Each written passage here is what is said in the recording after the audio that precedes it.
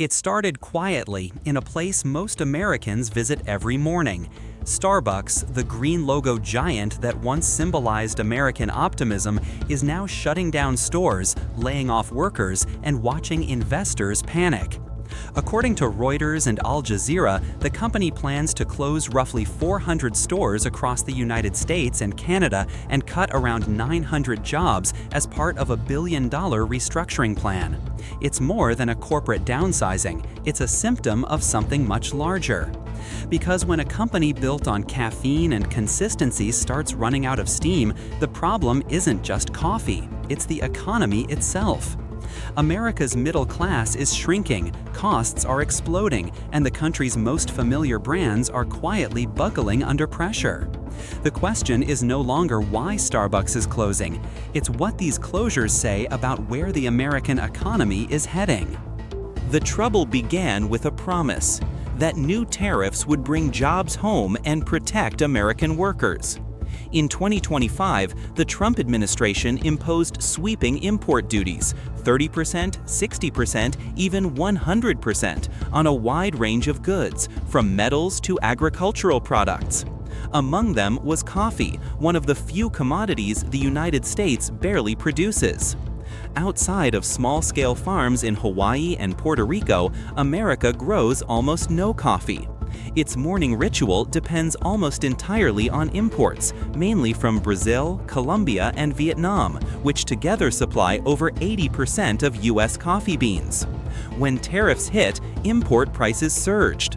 Brazilian beans that once landed in U.S. ports at $2 to $4 per pound suddenly carried an extra tax burden of up to 50%, according to trade data from the International Coffee Organization. That shock rippled straight through Starbucks' balance sheet. The company faced rising costs not only for beans, but also for stainless steel machines, furniture, cups, lids, and packaging, all products affected by the same tariff wave. Customers, meanwhile, were already squeezed by inflation and stagnant wages. Raising prices risked driving them away. Keeping prices steady meant absorbing losses. Either way, the math stopped working. The result, shrinking margins, frozen expansion plans, and the painful decision to close hundreds of locations. Tariffs meant to punish foreign producers ended up taxing American consumers instead. And Starbucks became the most visible casualty of an economic experiment gone wrong. Half a world away, the story took a different turn. While Starbucks was pulling back, China's Luckin coffee was moving forward fast. Once a domestic rival known for low prices and high tech, Luckin has now crossed the Pacific. According to CEIBS Business Review and Food and Wine magazine, Luckin opened 4 stores in New York City within just 2 months, proof that Chinese consumer brands are no longer confined to their home market. Bloomberg Opinion described the company as fully capable of making it in the US, a brand that thrives where Starbucks now struggles. Inside China, Starbucks faces its own battle. The company still generates roughly $3 billion in annual revenue from its Chinese operations, but profits are shrinking. To defend its position, Starbucks cut drink prices by about 5 yuan, or roughly 70 cents, per beverage in mid-2025, a move confirmed by Reuters and the Financial Times. Yet local competitors like Luckin and Carney continue to undercut those prices while benefiting from government-supported supply chains that keep costs low and stable. Reports from Bloomberg indicate that Starbucks has even considered selling its China division, valued around $10 billion, as it reassesses its global footprint. If that happens, the brand that once represented America's cultural reach would effectively pass into Chinese hands. The contrast could not be sharper. In the United States, tariffs and inflation force retrenchment. In China, a protected supply chain and aggressive domestic competition create momentum. Every Starbucks store that closes becomes a vacant space for a Chinese competitor to fill, economically and symbolically. This isn't just a coffee rivalry, it's a quiet shift in global influence. Starbucks' retreat is not an isolated headline. It's the front edge of a larger economic slowdown. Each store closure sends ripples far beyond coffee counters. A single Starbucks depends on dozens of suppliers, trucking companies, packaging plants, furniture makers, cleaning crews, construction contractors. When stores vanish, delivery routes disappear, orders dry up, and local jobs go with them. For small businesses that rely on steady corporate clients, even a minor contraction can mean bankruptcy. The American Chamber of Commerce has warned repeatedly that tariffs do not only penalize China, they punish American firms that rely on imported materials to survive. Yet the administration continues to frame tariffs as a show of strength, even as unemployment edges upward and consumer spending weakens. Inflation adds another layer. Workers face higher prices for groceries, rent, and gas while their paychecks stagnate. Consumers cut back on discretionary spending, the exact category that sustains cafes and retail stores. When everyday coffee becomes a luxury, you know something fundamental has changed in household economics. Meanwhile, the global market adapts without waiting. Brazil, the world's largest coffee exporter, has redirected shipments to Europe, the Middle East, and China, forging new long-term contracts that bypass the uncertainty of U.S. politics. Instead of isolating China, Washington's tariffs have isolated America itself. The phrase "Make America Great Again" now echoes against a backdrop of shuttered storefronts and lost supply chains.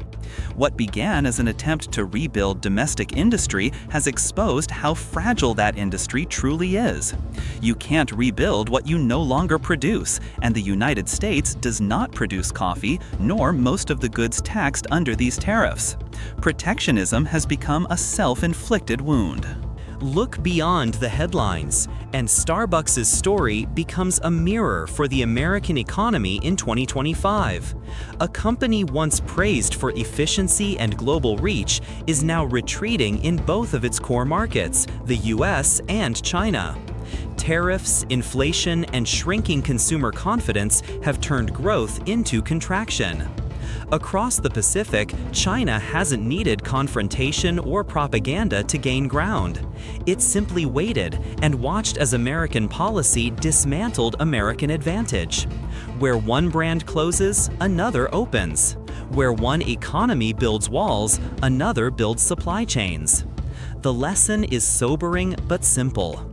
Economic power doesn't come from isolation, it comes from connection. Trade, efficiency, and trust are not signs of weakness, they are the foundations of prosperity. Every Starbucks store that goes dark is more than a lost coffee shop. It's a lost paycheck, a lost meeting place, and a lost symbol of American reliability. It reminds us that in a global economy, walls do not protect, they confine.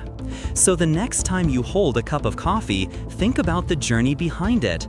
The farms in Brazil, the ships that cross oceans, the workers who roast, package, and pour it. That cup connects millions of lives and livelihoods. And when policy breaks those connections, everyone pays the price. The real question now isn't whether Starbucks can recover. It's whether America can afford to keep fighting a trade war that costs more jobs than it creates. Because in 2025, the collapse isn't happening on Wall Street. It's happening one cup, one store, one community at a time. Midnight in Beijing. Cargo worth billions sits frozen on the water as Washington issues an ultimatum no one thought possible. Allies must cancel BRICS exports or face 100% U.S. tariffs. Overnight, panic spreads across industries. In Germany, automakers warn of shutdowns. In India, a 50% tariff blitz lands like a hammer. And in China, American companies report confidence at its lowest level in a quarter century. The fragile world trade order isn't cracking anymore, it's snapping in real time. The United States framed its demand as a way to cut Russia's energy revenues, but the impact has been immediate and disruptive. Germany, already in recession after a 0.3% GDP contraction in the second quarter of 2025, now faces higher tariffs on exports to the US, while its factories depend more heavily on Chinese imports. According to the Financial Times, the European Union's trade deficit with China reached a record 120 billion euros in just the first half of 2025. India is hit even harder. On September 12, Reuters confirmed U.S. tariffs on Indian goods doubled to 50%, citing Russian oil purchases. New Delhi rejected the charge and pointed to refinery contracts that Europe itself quietly depends on. Meanwhile, American firms in China see their future slipping away. A survey by the American Chamber of Commerce in Shanghai, released on September 10th, found only 41% of U.S. companies remain optimistic about their 5-year outlook, down from 78% in 2021, the lowest reading since the survey began in 1999. The message is clear. Washington's ultimatum is not isolating BRICS, it is fracturing its own alliances. Beijing has moved quickly to retaliate. On September 13, Bloomberg reported China launched anti-dumping probes into U.S. chipmakers, holding shipments at customs for weeks. Reuters the same day confirmed regulators began delaying rare earth exports, critical metals that supply more than 70% of U.S. defense and EV industries.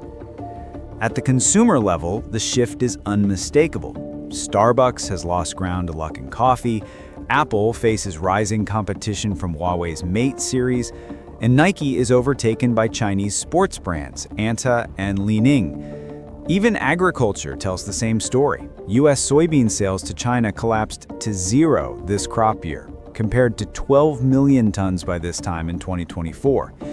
Brazil has filled the gap, shipping 7.4 million tons in October alone. China is not just hitting back, it is rebuilding the trade map. Exports to the U.S. fell more than 33% year-on-year in September, but overall exports still rose 4.4%, driven by growth in Southeast Asia and Africa. Beijing has proven it can reroute commerce, keeping its economy afloat while U.S. farmers and exporters pay the price. Europe now finds itself trapped between two giants. Leaked European documents reviewed by the Financial Times on September 12 revealed plans to exclude medical supplies, food, and defense technology from U.S. secondary tariffs. French and German officials warn their auto and luxury sectors could collapse. Italy argues that targeting India would undermine Europe's energy security, since Indian refiners have become a backdoor supplier of Russian fuel. In Washington, costs are also spiraling. The U.S. Chamber of Commerce estimated in July that tariffs have imposed a $200 billion burden on small enterprises. Goldman Sachs economists calculate that American consumers bear 70% of tariff costs directly. And the risks are global. The WTO warned in early September that if secondary tariffs spread, world trade volumes could shrink by 5 to 8% over 2 years, an even sharper decline than during the 2008 financial crisis. The IMF added that worst-case scenarios could spark $300 billion in capital flight from emerging markets. Allies hesitate, BRICS members coordinate, and global markets brace for deeper shocks. Washington's attempt to rally the world against China and Russia has instead left its partners divided and the global economy on edge. Donald Trump promised America's farmers protection. He promised tariffs would level the playing field against China. But in 2025, those same policies are crushing the very people they were meant to help. The battle between Trump and China has turned into a fight where U.S. farmers are on the losing side, and Beijing is seizing the opportunity. The logic was simple: make imports more expensive, push production back to American soil. But the reality is very different. Tariffs on fertilizer and machinery have driven up costs for U.S. cotton farmers to record highs. The Department of Agriculture reports that fertilizer cost rose more than 12% in 2024, largely because the United States imports much of its potash from Canada, now subject to double-digit tariffs. Equipment is another crushing blow. A new John Deere cotton picker can cost over $1 million, while a similar Chinese-built machine sells for less than half that price, even brand new. Farmers in Texas and the Rio Grande Valley have no alternative suppliers at home. Instead of relief, Trump's tariffs have left American growers squeezed between soaring input costs and falling market prices. The very base that helped elect him is now carrying the burden. Beijing, meanwhile, has turned tariffs into an opportunity. Rather than relying on U.S. cotton, China has shifted its entire supply chain to Brazil. The numbers are striking. Brazilian cotton exports more than tripled in 2024, climbing 238% in the first part of the year. Exports to China alone rose 14-fold to nearly $1 billion, according to trade data. By 2025, Brazil's share of world cotton exports surpassed 30%, overtaking the United States for the first time. China now buys more than half of Brazil's cotton output. The consequences for the United States are brutal. American cotton's share of the Chinese market collapsed from 42% to just 17% in the span of 7 years. At the same time, global cotton prices have fallen by more than 1/3 since early 2024. Farmers in Brazil can still turn a profit thanks to cheaper inputs, while U.S. farmers are watching their margins disappear. China is not stopping at shifting suppliers. It is reshaping the industry itself by betting big on synthetic fibers. Polyester production in China has doubled the size of the entire global cotton market.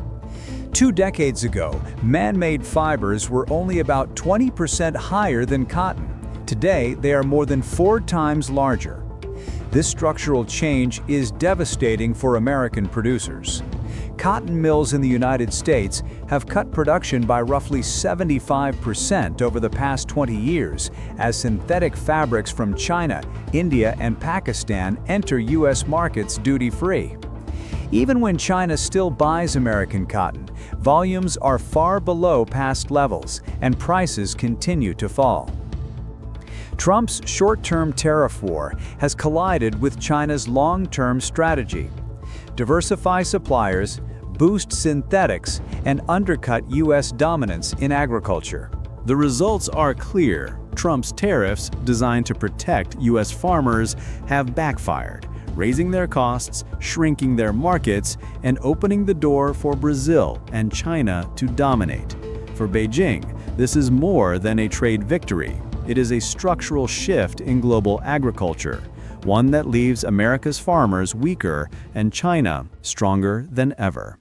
Donald Trump's trade war was meant to defend America's farmers and energy producers. Tariffs, he argued, would pressure Beijing and protect U.S. exports. But in 2025, the results look very different. Instead of dependence on America, China has decoupled, replacing U.S. soybeans, corn, and now energy with new suppliers. What was meant to be a show of strength is turning into a strategic setback. The United States once held a powerful position in China's energy mix. Liquefied petroleum gas, or propane, was a flagship product. Trade flows reached about $1 billion a month, and American shale producers supplied 60% of China's LPG demand. Then, tariffs hit. Beijing retaliated with duties as high as 125% on U.S. propane. Within a single month, prices collapsed by over 30%. Chinese plants calculated they could lose $770 per ton using American propane, but by turning to Middle Eastern suppliers, they could stay profitable. The fallout spread across other sectors. According to trade data, China purchased $800 million of U.S. crude oil in June 2024. By June 2025, imports had fallen to zero. Sales of liquefied natural gas also dropped to zero for 4 consecutive months this year. Coal shipments collapsed as well. In June 2024, China bought $90 million worth of American coal. Today, those sales are almost nothing. Instead of securing markets, Trump's tariffs pushed Chinese buyers away.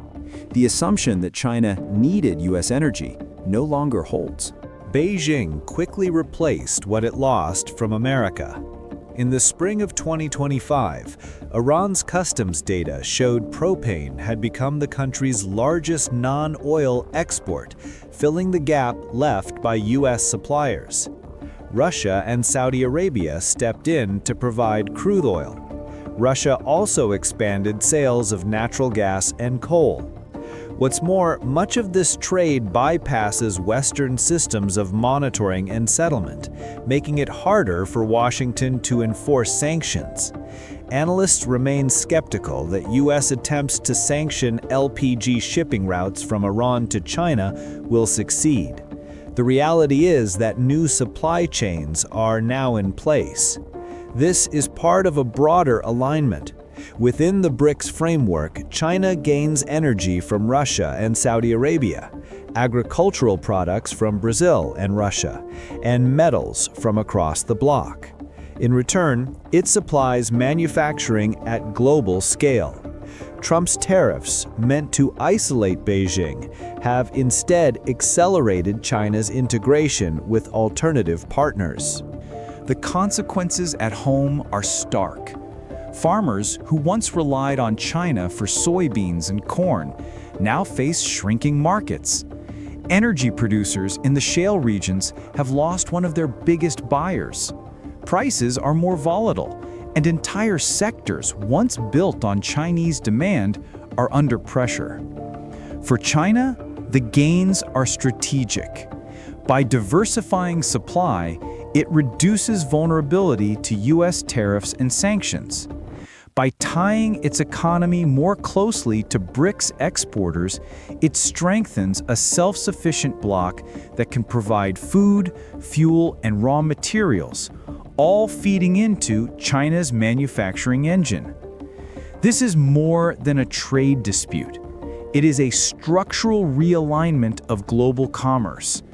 America has lost leverage, and China has turned what was supposed to be pressure into an opportunity to secure independence and resilience.